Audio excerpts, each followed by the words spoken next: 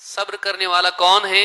اللہ تعالیٰ نے فرمایا ان کی علامت کیا ہے، کون لوگ ہیں یہ، ان کی مینٹالٹی کیا ہوتی ہے۔ صبر کے لیے صبر والا مزاج ضروری ہے، اور وہ کیا مزاج ہے اللہ نے خود ہی بیان کیا۔ کون لوگ ہیں صبر کرنے والے؟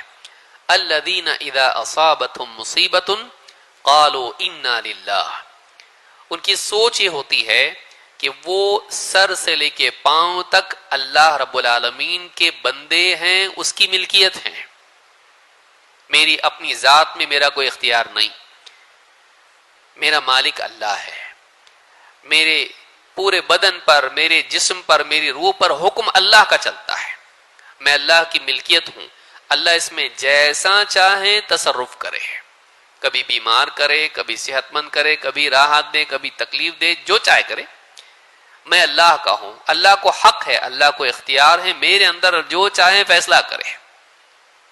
اس حدیث میں آیا کہ ماض فی حکمک عدل فی قضاؤک، اے اللہ میری ذات میں تیرا ہی حکم چلتا ہے اور تیرا ہر فیصلہ عدل و انصاف والا ہوتا ہے۔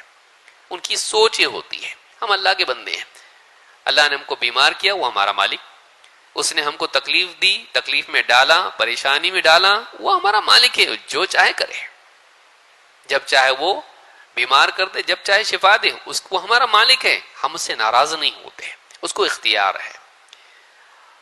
صبر کرنے والے کا مزاج یہ ہوتا ہے، اور اس مزاج سے انسان میں برداشت آتا ہے، کیونکہ اللہ نے ایسا نہیں بولتا ہو، مالک ہے، وہ جو چاہے کرے۔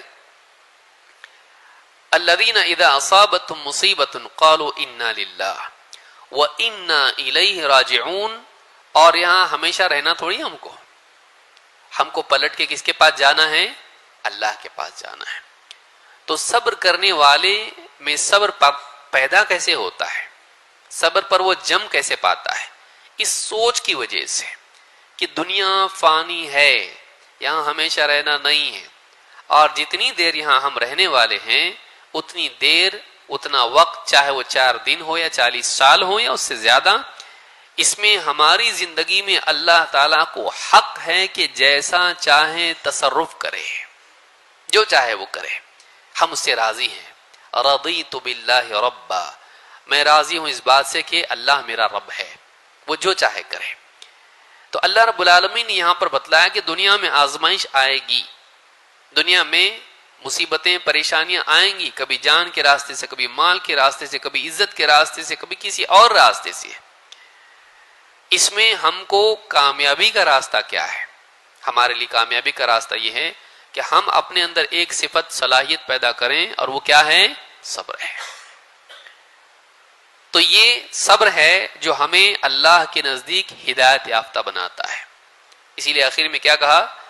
وَأُولَئِكَ هُمُ الْمُهْتَدُونَ، یہی وہ لوگ ہیں جو ہدایت یافتہ ہیں، دنیا میں اللہ کی طرف سے عطا کی ہوئی صراط مستقیم پر، اور آخرت میں انہیں جنت کا راستہ نصیب ہوگا، انہیں جنت تک پہنچایا جائے گا، اپنی منزل تک، اس کے اندر کوئی آزمائش نہیں، جنت میں کوئی پریشانی نہیں، وہاں پر کوئی عذاب نہیں، کوئی بیماری نہیں، کوئی بڑھاپا نہیں، کوئی تکلیف نہیں، کوئی نقصان نہیں۔